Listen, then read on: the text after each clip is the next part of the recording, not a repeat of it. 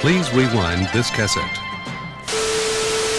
All right, so I'm going to be talking about that 90s show, which I just finished a couple days ago on Netflix. I didn't watch it all in one binge session. I took my time with it, watching 2 episodes at a time, sort of trying to get in a formula of what it would be like if this was a sitcom on network television. Little backstory for me when it comes to that 70s show. I watched the pilot episode when it premiered in the 90s. I watched like every episode new on Fox. I believe the show was on Sundays or on Tuesdays. I can't remember the exact day that it used to be on. And like a lot of people in my generation, I watched reruns of the show for years after the fact. And I still watch that 70s show sometimes, honestly. So it's been in my life now for over 20 years.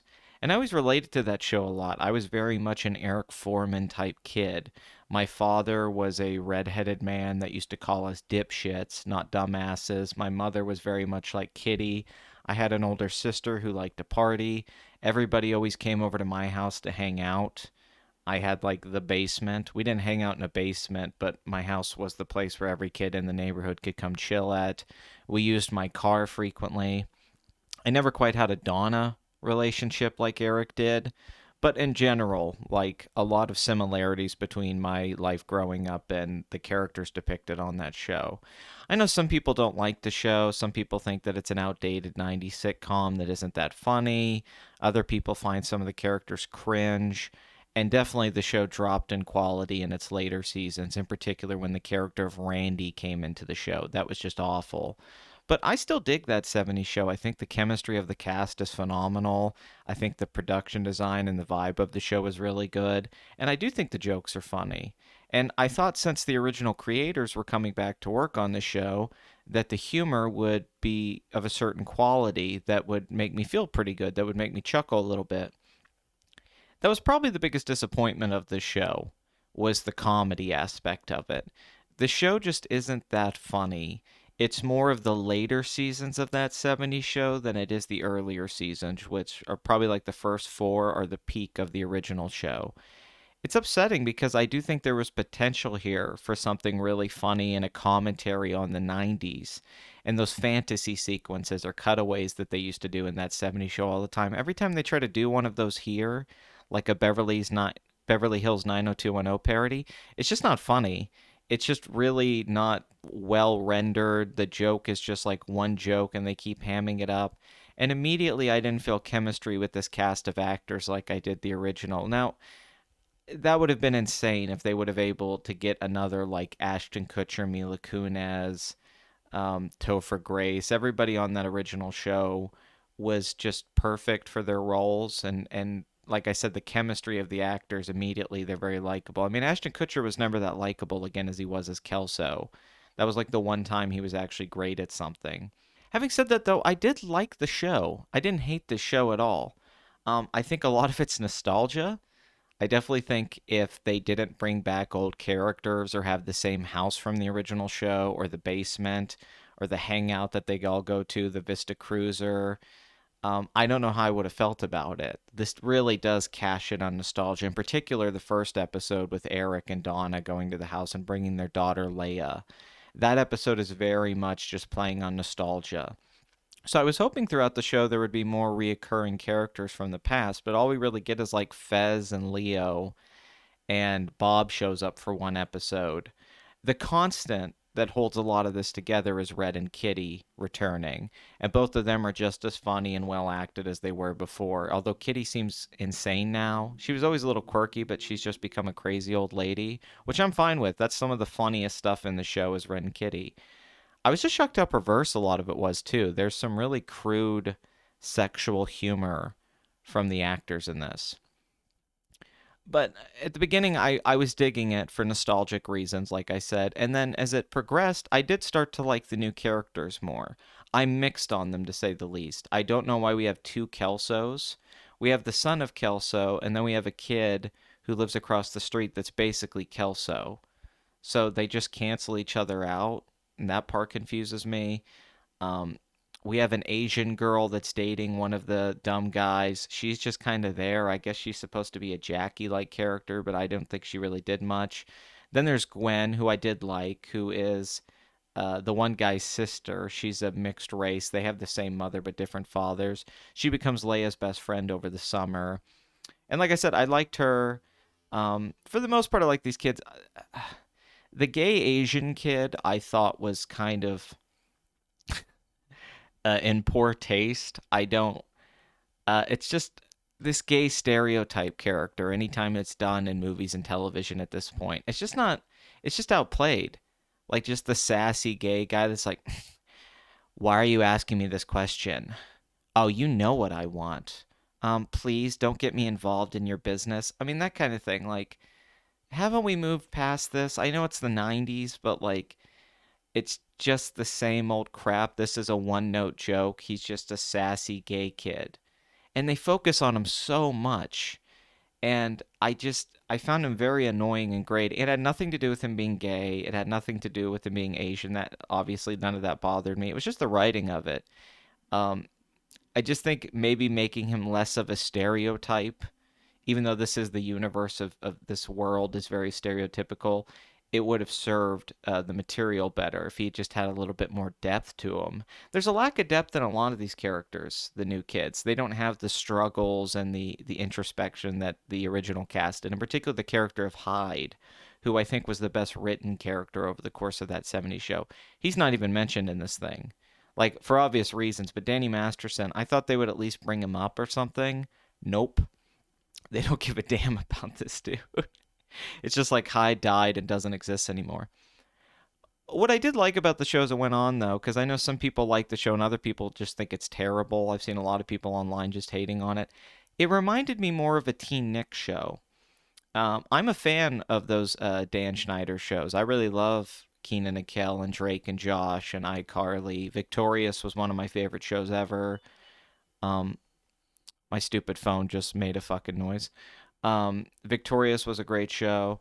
Like I said, the difference between this show and those shows is, the creator of this show isn't sexually exploiting these teenage kids and harassing them behind the scenes. That's the only difference.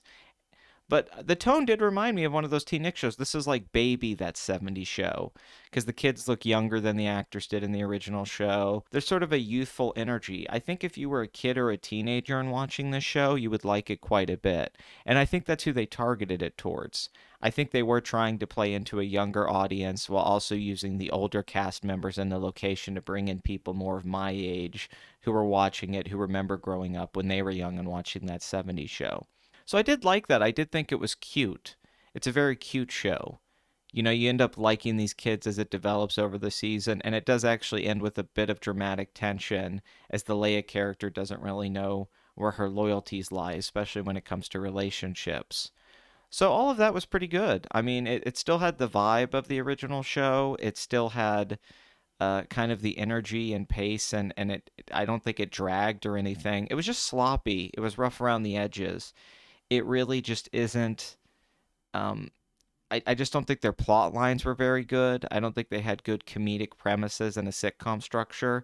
And the joke writing, like I said, just the lines of dialogue and the jokes were just very lacking in general. But I don't blame any of the young actors. I think they did a good job. I just think that the show struggled between who to develop and who the show's real focal point was. Like at some point, it's like, is Leia the main character or Red and Kitty the main characters? Because there's moments where Red and Kitty talk about aging, and those are some of the best parts of the show, where they're struggling with that their house has become sort of empty and they miss having life in it since Red is retired.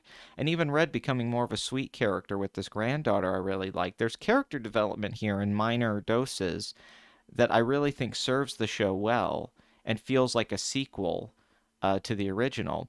But after a couple episodes, they really just spend the majority of the time with the kids and the relationship between the Kelso kid and the Leia character. That's predominantly what the show is.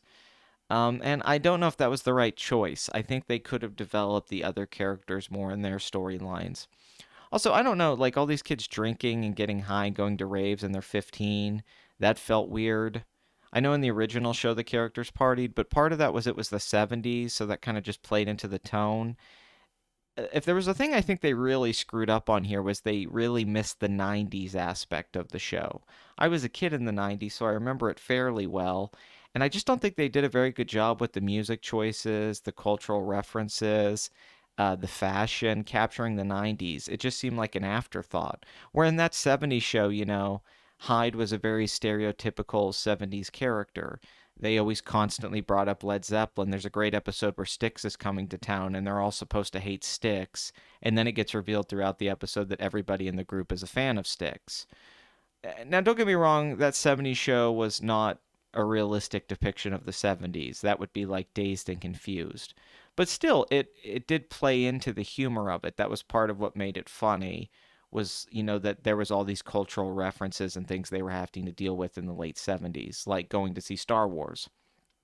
All that's in here is like Clerks references. They go to a video store to rent Clerks. That's kind of cute.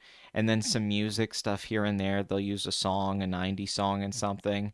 But I really didn't feel like it was the 90s. And I really feel like the characters weren't living in the 90s. And I don't even feel like the kids were talking like the 90s. There was a lack of pulp culture kind of uh, catchphrases. The original show had stuff like "do it," "we're gonna do it," or "burn," and all these things that really went into the lexicon that we all started quoting all the time. And if you hate the show, I'm sure you hate those things about it. This show that doesn't have any of those moments. There's nothing to quote. There's no like catchphrase that the characters have. And that's really important for a sitcom. You kind of need those sort of things. Those are sort of like the grace notes that get you through things. So it made the whole thing feel a little bit more generic. Like when I say I compare it to a Teen Nick show, it's like the most mediocre one out of that group. Like this isn't as good as Drake and Josh. This isn't as good as Victorious. Still though, I think some people are going to be too harsh on this and say it was just a nostalgia cash grab by Netflix, which it is. Or they'll hate on the new actors, or some people will go really harsh on saying this show tried to be woke and add too many progressive characters and stuff. Honestly, the show isn't that way. It's not preachy with its politics. It's not cringe really ever. Like I said, it's just more of like a kiddie version of that 70s show. It sort of lacks some of the dramatic edge and just sort of the progression of plot. But I am interested in the setup of like her coming every summer to stay at the house with their grandparents. So hopefully, as the show progresses in season 2 and 3, because there should only be like 4 seasons, considering that. I think they could develop these characters and relationships, and the show could get better as it goes on instead of like, sort of petering out over time. I think there's a lot of potential here.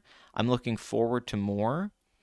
And this is a very easy show to watch. You can just sit down and watch it on your TV and cool. And compared to a lot of the other sequel shows they've been doing or reboots of franchises like Fuller House, this was far superior to the majority that I've seen. This did a much better job of following up the original show, and it did a much better job of establishing new characters and establishing kind of where the story in the world was going. I think they did a good job with all of those things. I just wish it was funnier, honestly. That's my biggest pet peeve with it, is that it just didn't have a lot of laugh moments. I think the funniest line to me was from Leo, where he's like, I've been watching The Real World, and if that's the real world, then what's this? Like, that's funny, but a lot of it's just really lame. There's a Beverly Hills 90210 bit that is just terrible, that goes on way too long. They really didn't know how to do the fantasy sequences in the show, which makes me think they should just not even do them because they did such a bad job at it. But if you like the original show, you like Red and Kitty, you miss the basement, you miss hanging out, it does take you back to that. It is unfortunately part of this universe we're living in now where all of the networks and all of the movie studios are just trying to cash in on the millennial audience because we're the aging audience now. So they're like, remember the stuff that you loved when you were a kid? It does fall into that, unfortunately. So you always get this kind of weird, sick, cynical feeling in the back of your throat or in your head that you're watching something that wasn't made with pure intentions. It was just made for the fact that Netflix knew that this would get a lot of viewership early on just because of the franchise alone. Having said that, though, it is still Red and Kitty. It is still kids hanging out. Um, being stupid, trying to party, dealing with relationships, worrying about where their lives are going to go. It's still the show. It's just not a classic like the original was for a lot of people. And I don't think it'll have the rewatchability that the original had. But I overall, like, I liked it. I thought it was pretty decent, and it made me feel good. So that's the best recommendation I could have. If I'm being objective, this is like a very mid show. I agree with the critics who are giving this like 5 or 6 out of 10s. I think that's fair. But subjectively, the enjoyment I got out of it, I think this is a better show than that. And I do think that it will keep an audience over time, especially if they just get a little bit better with their joke writing. And yeah, just rotate in more of the old characters. I don't know why Ashton Kutcher wasn't in this more. He only shows up for one episode for like a minute. I don't know why Topher Grace wasn't in this more. I mean, what is he doing? Topher Grace hasn't had a career in like 15 years. I don't know, just bring some of these characters back. Topher Grace looked like exactly the same. I would like to see his character a little bit more. And yeah, just have the balls to bring up Hyde. Do something about it. Give me something instead of like the Kodak pictures. I guess that was the closest we were going to get to it. Still, though, I recommend it. If you think it's terrible, I understand. If you think it's cynical, I understand. But I would say that just try to go in with the mindset that the original creators did work on this show. It does have a lot of the original cast. So this is as close as we're going to get to something like this that isn't, totally terrible, where they completely reboot it and they just ignore anything about the previous continuity and all that.